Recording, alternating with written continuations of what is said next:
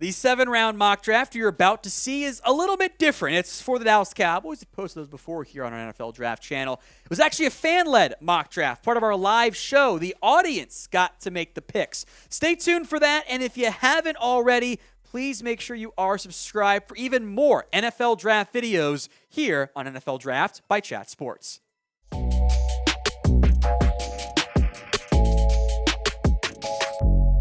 Welcome into the Cowboys Report. I am Tom Downey. We did our fan-led mock draft, the famous or sometimes infamous one if you don't get the pick that you want, on our Monday live show. We're about to break that down in depth, the picks, the players, and some of the chaos that went on. But if you want to be a part of future fan-led mock drafts, you just want daily Cowboys videos, especially with the 2023 NFL Draft roughly 3 weeks away, come to the right spot. Hit that sub button for free right now. The pick was Bijan Robinson in round 1. The constant debate of whether or not a running back is worth the first-round pick for the Cowboys was answered in the fan-led mock. He beat out players, most notably Steve Avila. Michael Mayer was also there in the first round. Pure talent-wise, ignoring the very real and valid concerns over positional value, Robinson, for most people, almost the consensus, is a top 10 player in this year's class, if not a top 5 player. But he's also a running back. Their shelf lives are very short, and you want your first-round pick to be around longer than just 4 or 5 years. If you're going to give him 4 years and then move on, it's not a great first-round pick. Runner-up was actually not Michael Mayer in the fan-led mock. It was actually Steve Avila, the guard from TCU. In the end, Bijan Robinson was a rather controversial pick. He's a pretty easy evaluation. He's a great running back. Everyone with eyes can see that. It's the valuation that is the tricky part there. What is the value of a back in round 1? I have zero desire to move up and give up assets to go get Bijan, but if you want to stand pat and take him there in the first round at pick 26th, I don't mind that one nearly as much. So the voters in the live poll and the Super Chats did take Bijan. What would you guys do? If he is there in round 1, assuming it's between like Bijan, Steve Avila, a tight end, probably a second-round grade on the defensive side of the football, would you take Bijan Robinson? It's the pinned comments on today's show. Type in Y for yes, N for no, especially if the ad break comes here on YouTube. Round 2, they're getting an interior offensive lineman, John Michael Schmitz out of Minnesota. Now, he played center in college. The Cowboys had spoken to him about moving inside the guard. He talked about moving to guard when I asked him about the Cowboys at the Combine, so I'm going to connect the dots there and go, he had conversations about playing guard in the NFL, specifically with the Cowboys. Could try him at guard, and then maybe he's your Tyler Biadasz person. If you want to pay him $10+ million when he hits free agency next year. The top guards, by the way, did not make it until the second round. Steve Avila, Osiris Torrance, even Cody Mauch was off the board. Joe Tippmann was gone, so Schmitz was the top interior offensive lineman left. I like his game. He's my number 1 center prospect. I will group centers and guards together come draft rankings time. If we're counting Peter Skronsky at tackle, he'll probably check in at 3rd, maybe just behind Steve Avila on my list. The in theory move here is you're going to plug John Michael Schmitz at left guard. Tyler Smith then plays left tackle. Tyron Smith and Terrence Steele would then hang out over at right tackle. A year from now, you're moving John Michael Schmitz to center potentially, and we're doing the whole searching for a left guard thing once again in a year. But hey, you're taking care of short-term and long-term needs with JMS in round 2. Wasn't that much of a debate of the available players. He kind of ran away with it in the end.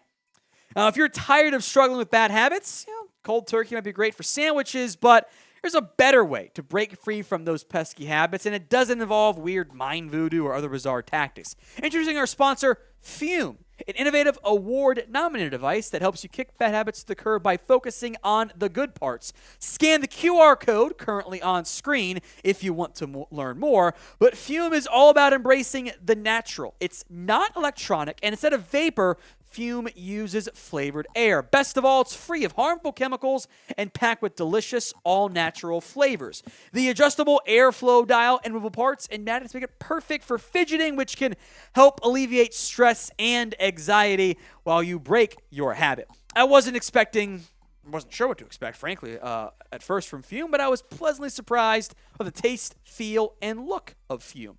Breaking a bad habit can be tough, but with Fume, it's easy, enjoyable, and even fun. With over 100,000 customers and countless success stories, there's no reason you can't be next. Start your journey towards a healthier lifestyle with the Journey Pack from Fume. Visit tryfume.com/chatsports and use code chatsports for 10% off when you purchase the Journey Pack today. That's tryfum.com/chatsports. And don't forget to use code chatsports for 10% off your order, or just scan the QR code. The link, by the way, will also be in the comment section and the description of today's video, but you can also scan the QR code to unlock this offer today. It was offense heavy in this mock draft. Marvin Mims out of Oklahoma was the pick in the third round. I think he's among the more underrated wide receivers. He's not the biggest guy. The Cowboys showing some, let's move away from the big guys. He's a bit undersized, but he's fast. He made some good contested catches. I think he is among the more underrated wide receivers this year. Fun production from Mims the past couple of years. There were some drop issues, but a lot of the receivers here either drops or small or both in the end. I will make note it was a super chat battle that ended up getting Marvin Mims to Dallas over Tulane linebacker Dorian Williams. We had some fun allowing super chats to influence the ballot box because you can buy votes in America, and Marvin Mims upset Dorian Williams in the end. In the fourth round, a defensive player, Cory Trice, the cornerback out of Purdue. He is indeed a sleeper option. He has gone a bit under the radar so far with some of the buzz on him, although us in the media are now catching up to what the NFL has known for a while. He could easily be a top 100 pick. Cory Trice did pull off a comeback in the battle here. The early votes were more towards tight end Zack, who was in the lead, and then the rest of the voters were like, we got to have a defensive player. We need defense, and they went with Trice over Zack. And the Zack voters, I will say, were an absolute shambles. There was a lot of people who wanted him, but it would have been 4 straight offensive picks. And they were down bad, at least for a little bit. But first, name a later round player, we'll say outside of the top 100, who you would love to see the Dallas Cowboys draft this year. Drop that player name for me in the comments section right now. Well, the Zack Kuntz people were quite happy that he fell to Dallas in the 5th round, pick number 169 overall. He's a gifted athlete. He is raw. Heard some buzz that maybe he's not the toughest player quite yet, but he had great production for Old Dominion in a different level of offense, but he was a Penn State recruit initially, and the athleticism certainly shows up on film. The Cowboys, this fan-led mock draft, got lucky with Zack Kuntz sliding. You will get lucky at some points. Players will slide. Is it likely that Mims and Trice and Kuntz all go where you got them? I would say probably not, but that's how the draft goes. Who among us foresaw CeeDee Lamb and Trayvon Diggs being the Cowboys' picks in round 1, round 2 just a few years ago? Weird stuff happens in the NFL draft. Round 6, a fatty up front, Brodric Martin out of Western Kentucky. He is a run-stopping option. The production does not pop off the screen, but you're not asking him to be a double-digit sack player or even a double-digit TFL player.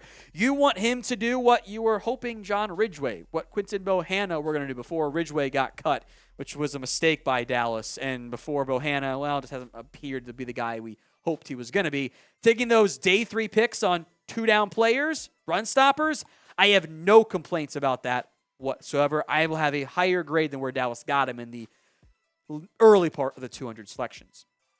Round 7 was chaos, if those of you who tune in for the fan-led mock draft.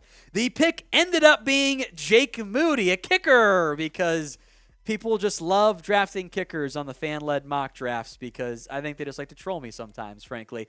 Jake Moody is generally viewed as the number 1 kicker this year. Better inside of 50, missed some long-range kicks.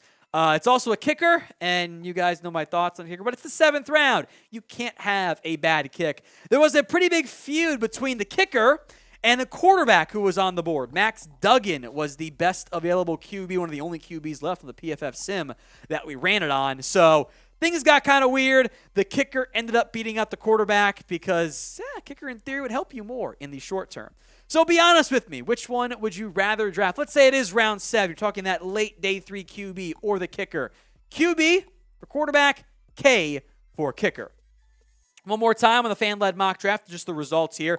Bijan Robinson, running back from Texas. John Michael Schmitz, interior O-lineman from Minnesota. Oklahoma wide receiver Marvin Mims in the 3rd. Purdue quarterback Cory Trice in the 4th. Zack Kuntz, tight end from Old Dominion in the 5th round. Defensive tackle Brodric Martin out of Western Kentucky. And Michigan kicker Jake Moody. A linebacker, an edge, probably would have been nice, but you went offense heavy. You got some great players. I can't be that mad at it. But I do want you guys to grade the mock draft. You can be mean. It's not mine. It's up to you guys. So grade yourselves, I guess. And something tells me it won't just be an A like you used to do when you got a chance to grade yourself in school. A, B, C, D, or F in the comment section.